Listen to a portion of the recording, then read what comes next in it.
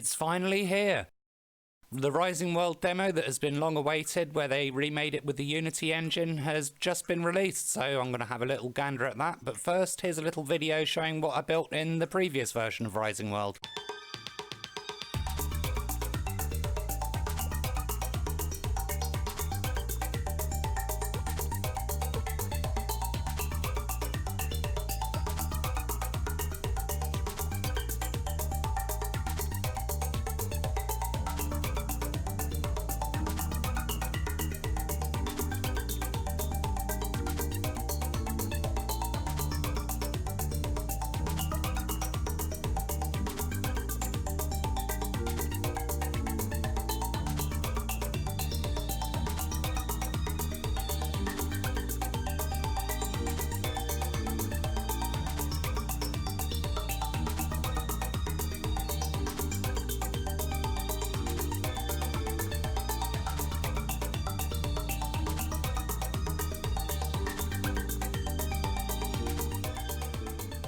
And now, without further ado, let's take a look at the new look Rising World.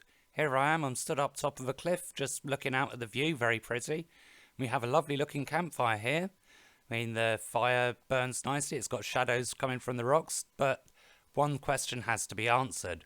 Does it burn me? Yes, it does.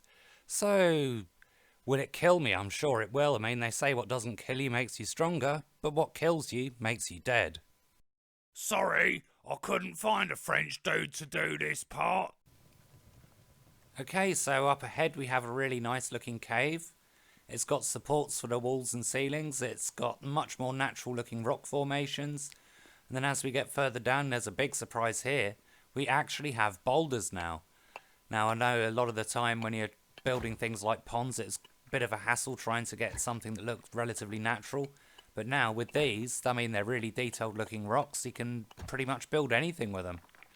Now, there's been a whole lot of new assets added. I don't know how many are going to be in the final version, but we got bottles, we got new lanterns, we got new all sorts, benches, tables, and they're all really nicely textured, all with full normal mapping and everything else. We can already dig holes and chop down trees, and I'm pretty sure that the creative tools have been added.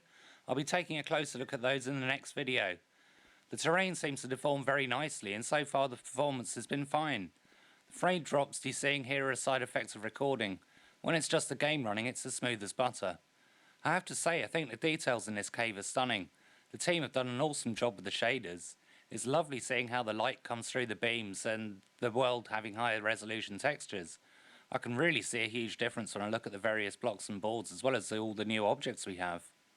Speaking of new objects, I have to say I frickin' love these Japanese Toro lamps.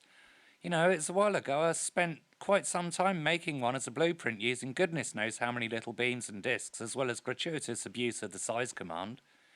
Considering we're only in the tech demo stage, so far I'm super impressed with all the new objects. Already I'm seeing many of the things I've been hoping for in the way of small decorations. All in all, I have to say it really is shaping up very nicely indeed. I've got to say it, Red and the team really have earned a good stiff drink. Kanpai! Now nighttime is upon us and you can really see the beauty in the glow of the campfire. Up ahead we have a pre-built log cabin, which also serves as a spawn-in location when you start the game. I really like how the lighting works now. Walls block it out and there is no bleed through. The wood textures on the logs are so much nicer than in the Java version, and with the addition of proper shadows, the night looks truly gorgeous. Take a look at all the random items. Hey, there's even candles and wine bottles, but for me, the thing that sells this room in the best is the big old fireplace in the corner.